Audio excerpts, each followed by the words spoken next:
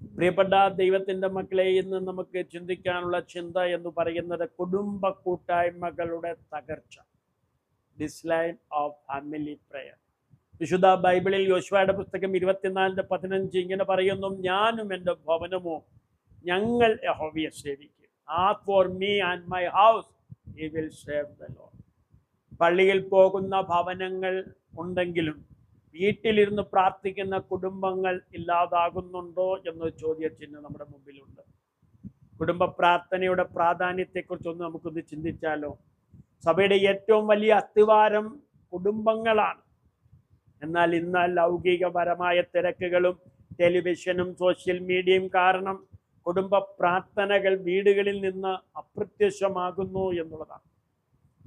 യോശുവ പ്രഖ്യാപിച്ചതുപോലെ ഞാനും എൻ്റെ ഭവനവുമോ ഞങ്ങൾ യഹോവയെ സേവിക്കും എന്ന നിലപാടിലേക്ക് നമ്മുടെ വീടുകൾ മാറേണ്ടത്. ഉദാഹരണം പറഞ്ഞാൽ, ഒരു വീടിൻ്റെ അത്തിവാരം ബലമില്ലാത്തതാണെങ്കിൽ ചെറിയൊരു കൊടുങ്കാറ്റിൽ അത് തകർന്നു പോകും. അതുപോലെ കുടുംബങ്ങളിൽ പ്രാർത്ഥനയുടെയും വചനത്തിൻ്റെയും അത്തിവാരമില്ലെങ്കിൽ പ്രിയരെ, ലൗകിക ആകർഷണങ്ങളിൽ നമ്മുടെ മക്കൾ വഴിതെറ്റിപ്പോകും എന്നതിൽ യാതൊരു സംശയവുമില്ല. വീടുകൾ കേവലം ഒരുമിച്ച് ഭക്ഷണം കഴിക്കാനും ഉറങ്ങാനുമുള്ള ഇടങ്ങളല്ല, മറിച്ച് ദൈവ സാന്നിധ്യം വസിക്കുന്ന പ്രാർത്ഥനാ മുറികളാകണം.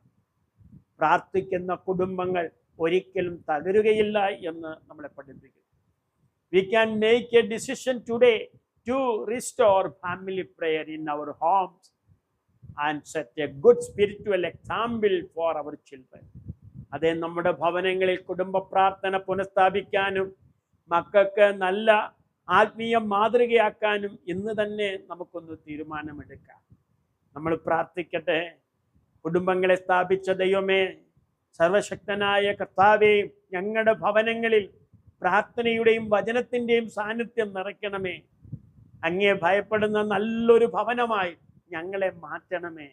അങ്ങനെ ഒരു പ്രാർത്ഥന നമ്മുടെ ജീവിതത്തിൽ ഉണ്ടാകട്ടെ. ദൈവം നമ്മളെല്ലാവരെയും അനുഗ്രഹിക്കട്ടെ. God bless you.